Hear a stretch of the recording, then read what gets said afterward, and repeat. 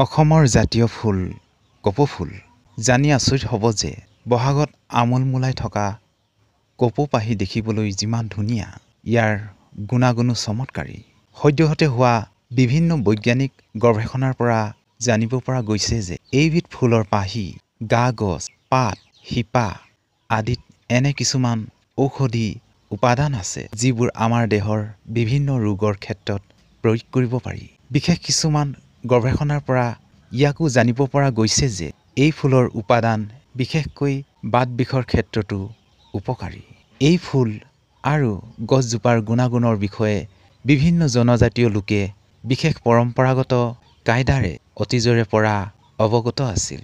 সেইবাবেই তেওঁলোকে বিভিন্ন ৰোগৰ ক্ষেত্ৰত অতীজৰে পৰা এই ফুলৰ উপাদানবোৰ ব্যৱহাৰ কৰি আহিছে। অসমতো জনজাতীয় লোকসকলে পৰম্পৰাগতভাৱে এই গছৰ শিপা কাটিলে ছিঙিলে বা arthritis, rheumatism, epilepsy, kidney stone, TB, malaria আদি ৰোগৰ ক্ষেত্ৰত প্ৰয়োগ কৰি আহিছে। পাত আৰু শিপাৰ ৰস ব্লাড, ডিচেণ্ট্ৰি, গেষ্ট্ৰিকৰ সমস্যা, পেৰালাইচিছ আদিৰ ক্ষেত্ৰত প্ৰয়োগ কৰাৰ উপৰিও এই ফুলৰ পাহি শুকুৱাই মহ ডাঁহ খেদাৰ ক্ষেত্ৰতো প্ৰয়োগ কৰা দেখা যায়। পৰম্পৰাগত এই জ্ঞান আৰু প্ৰয়োগক মান্যতা দিয়েই সাম্প্ৰতিক সময়ত বহু গৱেষণা হৈছে। সেই বৈজ্ঞানিক গৱেষণাবোৰৰ পৰাই জানিব পৰা গৈছে যে শিপাৰ মিশ্ৰণ বাত বিষৰ কাৰণে ভাল, অৰ্থাৎ ৰুমেটিজম নিৰ্মূল কৰিব পাৰি।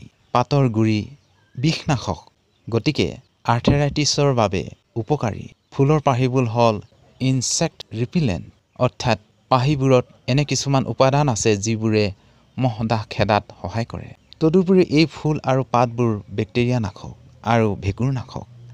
আনহাতে গোটেই গছজোপাত বহুতো জৈৱ ৰাসায়নিক পদাৰ্থ পোৱা যায়। সেইবোৰ হ'ল এলকেলইডছ, গ্লাইকোচাইড, ফ্লেভান'ইড, চেপনিনছ, টাৰ্পনইড, কুইনাইন, কুমেনিন ইত্যাদি। এই ফুলত কুইনাইন পোৱা যায় বাবেই জনজাতীয় লোকে মেলেৰিয়া বা আন তেনে ৰোগৰ ক্ষেত্ৰত এই গছৰ উপাদান প্ৰয়োগ কৰিছিল বা কৰি আহিছে। সৃষ্টিকৰ্তাই অকণো কাপন্য নকৰাকৈ সৃষ্টি কৰা সৌন্দৰ্যৰ প্ৰতীক এই কপৌ ফুল নানাবিধ ঔষধি গুণেৰে পৰিপুষ্ট। কপৌৰ শিপা আৰু ফুল বিভিন্ন ৰোগত অতি ফলপ্ৰসূ। জানিব পৰা মতে অসমত প্ৰায় ২৫ বিধ ভেষজ গুণসম্পন্ন কপৌ ফুল আছে। ইয়াৰ ৰস তিক্ত, গুণ গুৰু আৰু বীৰ্য উচ্চ। ই এবিধ উত্তম আমপাচক। গাঁঠিৰ বিষ, বাত বিষ, বাত ৰক্ত আদিত কপৌ ফুলৰ পৰা নিৰ্মিত ঔষধ চূৰ্ণ বটি হিচাপে ৰোগীক সেৱন কৰালে খুব ভাল ফল পোৱা যায়।